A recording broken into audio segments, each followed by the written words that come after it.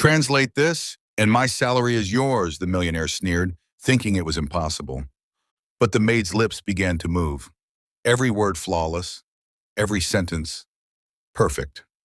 And in that moment, his smirk shattered, because her truth was about to ruin him. The laughter cracked like a whip across the marble hall.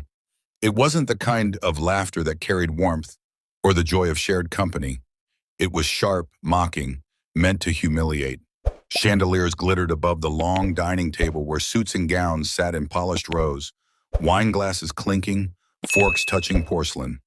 And at the far end, where no one thought the light reached, stood Elena. She wore a maid's uniform, plain black fabric with a white collar that had been washed thin from years of scrubbing. Her hands were chapped from bleach and dishwater, a scar running along the knuckle from an accident no one ever asked about. She was clearing away a half-eaten plate when the voice thundered again. Translate this, and my salary is yours. The man speaking was Robert Whitmore, millionaire oil magnate, his cufflinks catching the golden light like weapons. He leaned back in his chair with the arrogance of someone who had never been told no. His lips curled into a cruel grin as he tossed a document onto the table. A few of the guests chuckled, nervously at first, then louder, emboldened by the ease with which they could laugh at someone beneath them. Elena froze, the plate trembling in her hand. Her eyes darted to the paper, bold characters written in a language few in the room could even name. Robert's challenge wasn't about translation. It was about spectacle, about making the maid look small in front of people who already believed she was invisible. The humiliation burned in the room like static. The guests leaned forward, waiting for her to falter, waiting for her to stumble over the foreign words, to blush, to prove her place. But Elena's face remained still, her eyes lowering just slightly. Inside, though, her heart thudded against her ribs. The air pressed heavy against her chest, filled with whispers and stares. She knew this game. She'd seen it before. Men like Robert using power like a knife, slicing down anyone who couldn't fight back. She set the plate down carefully, deliberately. For a moment, silence thickened, and in that silence, Robert smirked wider, convinced he'd won before the battle even began. Elena, he said, his tone dripping with mockery, if you can even read what's on that paper, I'll pay you more than your entire family has ever seen. The guests laughed again. Champagne foamed over the rim of a glass. Elena's fingers brushed the edge of the document. She lifted it slowly, her eyes scanning the dense rows of text, symbols that no one at the table understood. And then she spoke. Not just a word, not just a phrase, but a flawless stream of translation, her voice smooth and certain, filling the golden hall like music no one expected. The laughter stopped. Forks paused midair. Robert's grin faltered. Because in that moment, Elena was no longer the maid in the shadows. She was something else entirely. And Robert Whitmore realized, too late, that his cruel joke had just turned into the beginning of his own humiliation. The paper slipped from Elena's hands and drifted softly onto the polished oak table. The sound so small yet louder than all the laughter that had come before. The guests looked at one another, blinking, unsure if they had truly heard what they thought they had. The translation rolled in their minds, elegant and exact, spoken with the fluency of a scholar, not the hesitation of a housemaid. Robert cleared his throat, but the noise caught awkwardly, like gravel. His smirk flickered, and in its place, for the briefest moment, something else surfaced. Confusion. Elena bowed her head, not out of shame, but restraint. She returned to her task of stacking plates, her movements precise, almost graceful. But inside her chest, her pulse was roaring. Every muscle screamed at her to shrink back, to disappear. Yet she forced herself to remain calm, because Elena knew the danger wasn't over. In fact, it had only begun. Robert Whitmore was not a man who liked being made a fool of. To understand him, you had to step into the empire he had built. Son of an oil tycoon, Robert had inherited not only wealth, but the unshakable belief that people were commodities. His world revolved around control, over business partners, employees, even dinner guests. He funded politicians, bullied rivals, and wore cruelty like a tailored suit. To him, kindness was weakness. Respect was bought, not earned. The mansion reflected this worldview. Its marble floors and imported chandeliers weren't just decoration, they were armor, built to remind anyone who entered of Robert's untouchable status. The walls carried portraits of ancestors in gilded frames, men who stared down at visitors as though silently demanding their deference. For the people in Robert's circle, fear was a currency, and everyone paid their share. Everyone except Elena. But to see why, we have to step back further. Elena Alvarez had been born in Guatemala, in a small mountain town where storms rolled down the hills like giants. Her father was a school teacher, her mother a seamstress. They believed in education, in words, in the strength of learning even when food was scarce. Elena grew up with books spread across the kitchen table, ink smudging her fingers, reciting poetry aloud while her mother sewed by candlelight. Languages fascinated her. Spanish was her cradle, but English came quickly, then French, then Mandarin, each one opening doors in her imagination. By the time she was 15, she could translate with the ease of someone older, her teachers stunned by how quickly she absorbed the rhythm of a foreign tongue. But her dreams were torn apart the day violence came to her town. Political unrest spiraled into armed conflict. Elena's father was caught in the crossfire, killed on his way home from school. Her mother fled north with Elena and her younger brother Mateo, carrying nothing but 2 bags of clothes and a dictionary her father had loved. The United States was supposed to be salvation. Instead, it was survival. Elena worked cleaning jobs, often 3 at once, while trying to keep Mateo in school. The world that had once been filled with words and possibilities shrank to scrubbing toilets and polishing silver. Her mother grew ill, and hospital bills ate away whatever money she saved. By 25, Elena had buried her mother, raised her brother alone, and accepted that her dreams of academia would remain only that, dreams. But dreams don't vanish, they hide. Behind the quiet way Elena moved through the Whitmore mansion, behind the polite nods and the silence she learned to weaponize, there still lived a woman who could devour entire books in nights stolen from sleep. She carried languages in her mind like jewels no one could steal. And though no one asked, though no one cared, she remained prepared. Which is why, when Robert Whitmore had mocked her that night, throwing down words he thought were her undoing, Elena had been ready. She just hadn't anticipated what would come after. The silence in the dining room stretched longer than it should have. One guest coughed, another shifted in their seat. A woman in diamonds whispered something into her husband's ear. Their eyes darted between Robert and the maid, who had just dismantled him without raising her voice. Robert forced a laugh, brittle and hollow. Well, didn't know we had a linguist among the staff. Guess I'll have to keep you around, Elena, for entertainment. But his eyes were sharp as daggers, cutting into her with a warning, and Elena knew exactly what it meant. He would not forgive this. Later in the kitchen, she scrubbed plates with furious precision, her hands raw under the hot water. She replayed the moment in her mind, his smirk faltering, the room freezing. For a second, it had felt good, like justice, like her father's ghost standing proud beside her. But justice in Robert's house was a dangerous luxury. Her friend and fellow maid, Rosa, leaned close, whispering as she dried cutlery. What were you thinking? He'll make you pay for that. I wasn't thinking, Elena admitted softly.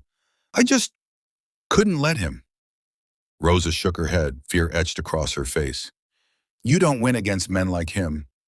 You survive, that's all. But Elena wasn't sure she believed that anymore, because something had shifted inside her.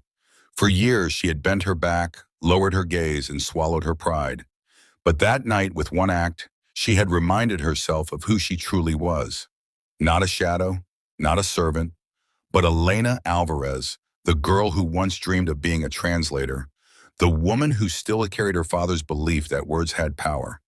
And though Robert Whitmore didn't yet know it, that power had just awakened. The next morning, the mansion felt different. Elena walked through the halls with her cleaning cart, but the air seemed heavier, charged, as though the very walls were whispering about the night before. The other staff avoided her eyes, their silence louder than words. Rosa wouldn't even speak at breakfast. Fear had spread like smoke, and Elena knew why. Robert Whitmore never forgot humiliation, and he never forgave it. By mid-afternoon, the retaliation began. Elena, the head butler called, his voice clipped. Mr. Whitmore requests you polish the marble floors in the grand foyer, on your knees, no machinery. Elena froze. The foyer was the size of a ballroom, 3 stories tall, sunlight streaming through arched windows, marble stretching endlessly across the floor. The task would take hours, maybe days. Normally, machines handled it, her body alone could not. But refusing was not an option. She dropped to her knees, scrubbing. The stone was cold, biting through her skin, the polish stinging her raw hands. Guests arrived and departed, their heels clicking near her head as though she were invisible. Robert's laughter echoed from the balcony above, where he stood watching her struggle like a king surveying a peasant. Elena, he called down, his voice booming. Faster! Surely the linguist can handle a little cleaning. The words burned. Her muscles trembled by nightfall, but she kept going, whispering under her breath. Fragments of poetry, lines of French and Mandarin she still remembered. She refused to let his cruelty silence her mind, even as he tried to break her body. 2 days later, another order came. She was assigned to clean the stables alone, work normally given to 3 men. The stench of manure clung to her clothes, her hands blistered as she hauled buckets. When she emerged, reeking and exhausted, she saw Robert leaning against a car, sipping bourbon, smirking. You're resilient, he said. I'll give you that. But resilience is overrated. Everyone has a breaking point. Elena met his gaze, just for a second, before lowering her eyes. But inside, a flame was growing. Her brother Matteo noticed it too. Elena, he said one evening at their small rented apartment, his textbooks spread across the kitchen table. Why do you let him treat you like this? You're smarter than him, smarter than all of them. I can't risk it, she said. We need the money. You need college. I don't need it if it costs you everything, Matteo shot back, his voice trembling. You deserve more than this. Papa would. Don't, Elena cut in, her throat tightening. Don't say his name right now. Silence fell. The memory of their father lingered between them like smoke, impossible to clear. But Matteo's words stayed with her. Smarter than all of them. The next week, Robert escalated again. During another dinner party, Elena carried trays of food while guests murmured about business deals and vacations. Suddenly, Robert clinked his glass. Ladies and gentlemen, he announced with a grin, you'll be pleased to know we have among us a very cultured maid. Elena here speaks more languages than some of you have vacation homes. Laughter rippled across the table. Elena's stomach twisted. Robert gestured at her. Come on, Elena. Impress us. Say something in, I don't know, Chinese. Elena swallowed hard. The room waited, eyes glittering. She could feel her dignity being dangled like bait, the humiliation sharp and deliberate. But then she remembered her father's dictionary, the words he used to read aloud like blessings. She straightened slightly, her voice steady. She recited an old Chinese proverb, her tone calm yet firm. The man who moves a mountain begins by carrying away small stones. A hush fell over the table. The words hung in the air, foreign yet heavy with meaning. Robert's smile faltered again. One guest clapped softly at first, then others joined, impressed despite themselves. For a moment, Elena felt the room tilt in her favor, but Robert's eyes darkened. Later that night, he cornered her in the kitchen. You think you're clever? He hissed, his breath sharp with whiskey. You think words make you powerful? Don't forget, you are nothing here. Nothing. One word from me, and you'll lose everything. That brother of yours? College gone. Visa revoked. You'll be scrubbing toilets in the street. Elena stood frozen, the threat cutting deep. Her hands trembled, but she forced herself to whisper, You can't erase the truth, no matter how much money you have. Robert's face twisted, rage simmering. We'll see. And so began the real war. The punishments became crueler. Elena's hours doubled. She was denied breaks, given impossible tasks. Rosa begged her to apologize, to bow lower, to survive. But Elena refused, because something inside her had shifted beyond fear. One night, exhausted and bleeding from a cut on her hand, she pulled out her father's dictionary from under her bed. The pages were worn, fragile. She ran her fingers over the ink and whispered, I won't let him break me. She began writing in a notebook again. Poems, translations, fragments of languages. Every word was resistance. Every sentence, defiance. But Robert was watching, waiting, pushing her closer to a breaking point, and the breaking point came sooner than she expected. It was another dinner party, grander than the rest, with senators and CEOs seated at Robert's table. Elena moved quietly among them, refilling glasses. Her body was sore, her spirit stretched thin. Then Robert smirked and raised his voice. Tell me, Elena, have you ever translated something important? Something worthy of that clever little tongue of yours? The table chuckled. Elena forced herself to keep her head down. But Robert wasn't finished. He pulled out a thin leather folder, waving it casually. Perhaps you could translate this contract for us. Just for fun, show everyone how useful you really are. The folder slid across the table toward her. Elena froze, and she recognized the letterhead, the logos, the numbers. It wasn't just a contract. It was evidence, a document detailing Robert's offshore accounts, bribes, and illegal dealings. It was everything he had worked to hide, sitting in plain sight. The room blurred around her, the voices distant. She realized then this wasn't humiliation. It was a trap. If she exposed him, he'd destroy her. If she stayed silent, she'd betray herself and her father's memory. And in that impossible moment, Elena knew the story had reached its edge. The mountain Robert thought it immovable was before her, and she had only two choices: surrender or begin moving the stones. The leather folder lay before Elena like a coiled snake. The polished table gleamed, reflecting her trembling hands as the eyes of senators, CEOs, and their jeweled wives all turned to her. Robert leaned back in his chair, his grin wide and predatory, the dim light from the chandelier cutting across his face like a mask. Well, Elena, he drawled, swirling his wine, show them what you can do. Or are you only good for scrubbing floors? The room chuckled. A few guests shifted uncomfortably, sensing the cruelty, but none dared challenge the master of the house. Elena's pulse thundered in her ears. The folder's weight seemed unbearable.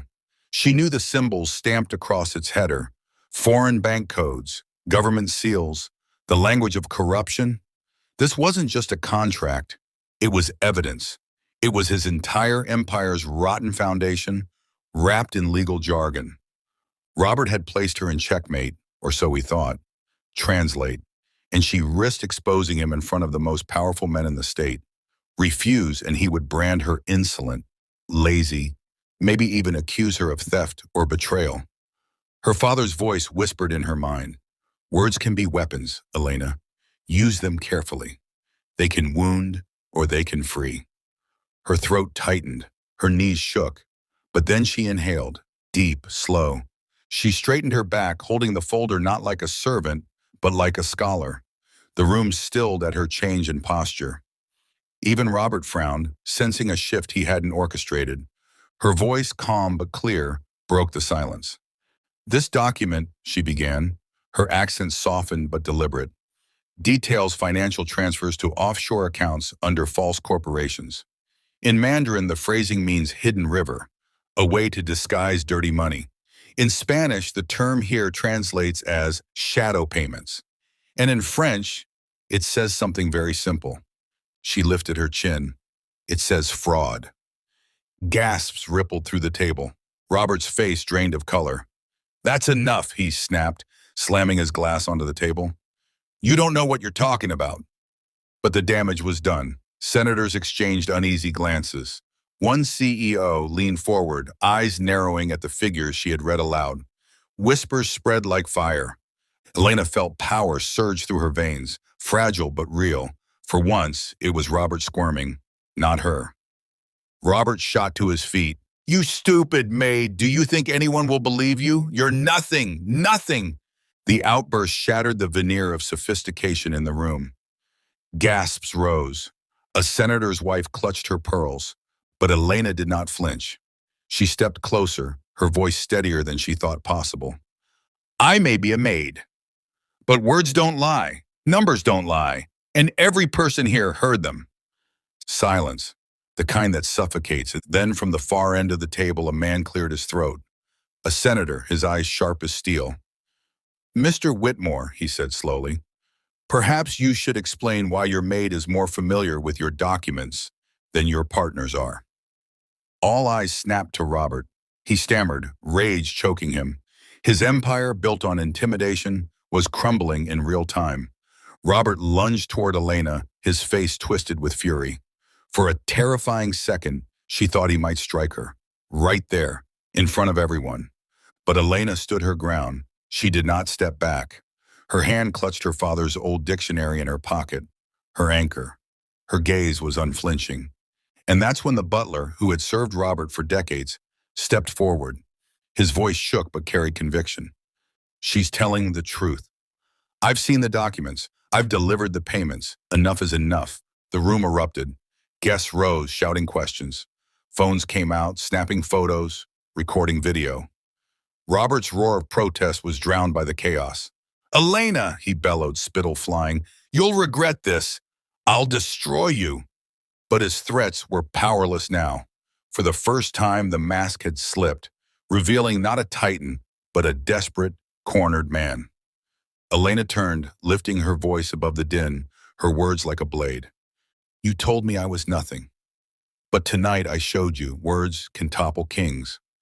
The room froze at her declaration. And at that moment, with cameras capturing his downfall, Robert realized he was finished. The climax had arrived. The mountain had shifted, and Elena was the one who moved it. The night Robert Whitmore believed he had staged for his triumph became the night of his undoing. The opulent dining room that once echoed with his laughter and commands now swirled with chaos, murmurs, outrage, camera flashes. Guests who had always bowed their heads in his presence now leaned away from him as if his very shadow were poison. The chandeliers above flickered, casting sharp light over his contorted face, exposing the cracks in his empire for all to see. Elena stood amidst the storm, her heart hammering, her legs trembling, yet her spirit unbroken. For years she had been invisible, a shadow sweeping floors, polishing silver, fetching glasses. Tonight she was a mirror, reflecting Robert's corruption back onto him in front of the powerful men and women who once admired him. Police were called, though not by Robert. A senator quietly stepped outside and placed the call himself, his face unreadable. When the officers arrived, Robert's voice was hoarse from shouting threats, excuses, and wild denials. He barked orders at them as though they were his employees. But the officers didn't bow. "Mr. Whitmore," one of them said, his tone curt, "we've been instructed to detain you pending investigation into financial misconduct." The gasp that rippled through the guests wasn't just at the arrest, but at the shift. Robert, the untouchable, now being touched. His wrists, once adorned with gold watches, were clasped with cold steel. He roared, calling Elena's name like a curse, but she didn't move. She watched as they dragged him from the home he thought he owned forever. Silence fell when the door slammed shut. And then, boom, applause. It began hesitantly from the senator's wife who had clutched her pearls earlier. Then another guest joined, then another. Soon the entire room filled with clapping hands, rising louder than the echoes of Robert's fury. Elena stood frozen, her throat tightening, her vision blurring with tears she fought to hold back. For the first time in years, people weren't looking at her with dismissal, contempt, or indifference. They were looking at her with respect. The butler approached her, his old eyes wet. He bowed his head. "You did what none of us could, Miss Elena. You gave us courage." She took his hand, squeezing it tight. "No," she whispered. "We did this together." In the weeks that followed, Robert's empire unraveled. Investigations revealed decades of fraud, embezzlement, and bribery. His so-called allies turned on him, eager to protect themselves. Courtrooms replaced dining rooms. Orange jumpsuits replaced silk suits. Elena was called to testify. Sitting in the witness stand, she trembled at first. But when asked how she had uncovered the truth, she simply replied, "My father taught me the power of words. He said words can be chains, or they can be wings. Tonight they were wings." The court was silent. Even the judge seemed to linger on her words. Reporters chased her outside the courthouse. Microphones shoved in her face, cameras flashing, questions hurled. "How does it feel to bring down Robert Whitmore?" Were you afraid? What will you do now? Elena paused, her face illuminated by the afternoon sun. She answered softly but firmly. I wasn't trying to bring anyone down. I was trying to stand up. Her story spread. Newspapers, television, social media. The maid who toppled a billionaire became a symbol of resilience, a modern David against a corporate Goliath. But Elena never saw herself as a hero. She saw herself as a woman who refused to stay silent one more night. Life didn't turn into a fairy tale. There were whispers, doubts, people who claimed she had exaggerated, opportunists who wanted to use her for their own gain. But there were also letters from women, men, and children around the world. Letters that said, "You gave me courage."